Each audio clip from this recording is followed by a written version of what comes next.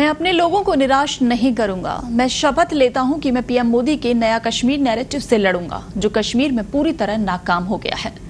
Jail से बाहर आते ही बारामूला सीट से सांसद इंजीनियर राशिद अंतरिम के इस बयान ने हलचल मचा दी है।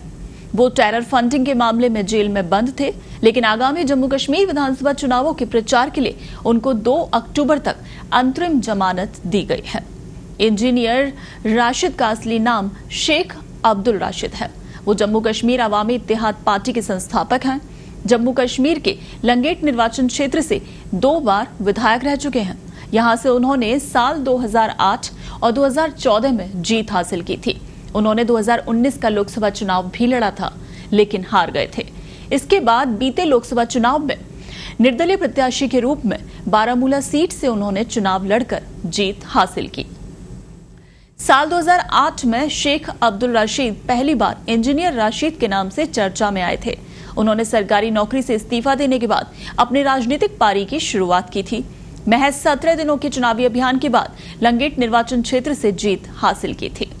साल 2019 में राष्ट्रीय जांच एजेंसी एनआईए ने टेरर फंडिंग के आरोप में यूएपीए कानून के तहत राशिद को गिरफ्तार किया था। तब से ही वो तिहाड़ जेल में बंद थे।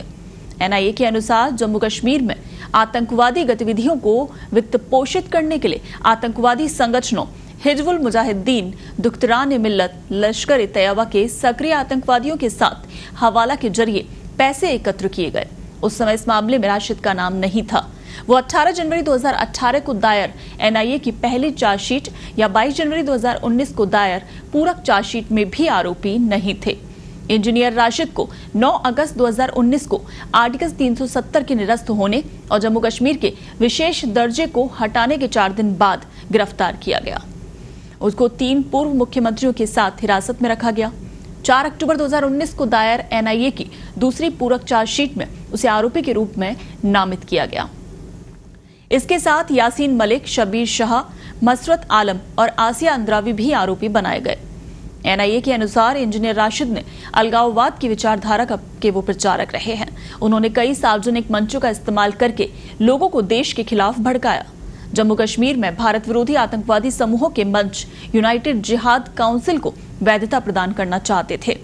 एनआईए ने ख्वाजा मंजूर अहमद चिश्ती द्वारा यासीन मलिक को भेजे गए एक ईमेल का हवाला भी दिया था और इस ईमेल से पता चला कि राशिद जेकेएलएफ के माध्यम से धन जमा कर रहे थे, जिसे घाटी में राष्ट्र विरोधी गतिविधियों को बढ़ावा देने के लिए कुरियर के माध्यम से भेजा जा रहा था। एनआईए ने एक गवाह के बयान पर भरोसा किया, जिसने 2011 से 2014 तक राशिद के लिए काम करने का दावा किया था। उसने हवाला डीलर जहूर अहमद शाह वटाली को राशिद को पैसे से भरा एक लिफाफा देते देखा था। I will not let down my people.